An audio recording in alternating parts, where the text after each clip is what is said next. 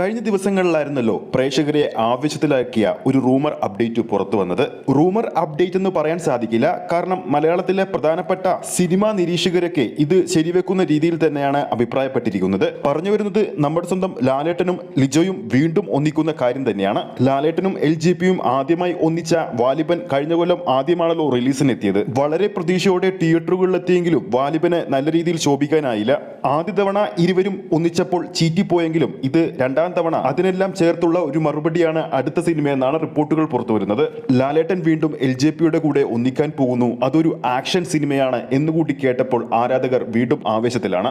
എന്നാൽ പുറത്തു വരുന്ന മറ്റൊരു റൂമർ അപ്ഡേറ്റ് എന്ന് പറയുന്നത് ജോഷിയുടെ സംവിധാനത്തിൽ ചെമ്പൻ വിനോദ് തിരക്കഥ എഴുതി നമ്മുടെ സ്വന്തം ലാലേട്ടൻ നായകനായെത്താൻ ഒരുങ്ങിയ ആക്ഷൻ സിനിമയായിരുന്നു റംബാൻ. ഈ ഒരു ചിത്രം പ്രഖ്യാപിച്ചു, ടൈറ്റിൽ ലുക്ക് പോസ്റ്റർ വന്നു. പിന്നീട് ചിത്രത്തിന്റെ ഒരു അപ്ഡേറ്റും ഇതുവരെ പുറത്തു വന്നു. ഈ ഒരു അപ്ഡേറ്റ് വന്നതിന് ശേഷം ആരാധകരൊക്കെ കാട് കയറി ചിന്തിക്കാൻ തുടങ്ങിയിരിക്കുകയാണ്. ചെമ്പൻ വിനോദ് ഒരുക്കാനിരുന്ന റംബാൻ ആണോ ലിജോയുടെ സംവിധാനത്തിൽ എത്താൻ പോകുന്നതെന്നാണ് ഒരു കൂട്ടം ആരാധകർ ഇപ്പോൾ ചിന്തിക്കുന്നത്. എന്തായാലും പ്രഖ്യാപിത നാൾ മുതൽ തന്നെ വളരെയധികം ഹൈപ്പോടെയും പ്രതീക്ഷയോടെയും കാത്തിരുന്ന ചിത്രം കൂടിയായിരുന്നു റംബാൻ.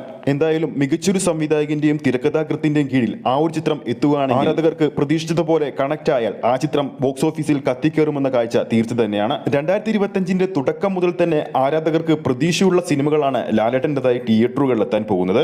ഈ മാസം ജനുവരി 30 ലാലേട്ടൻ തരുൺമൂർത്തി ചിത്രം തിയേറ്ററുകളിലെത്തുകയാണ്.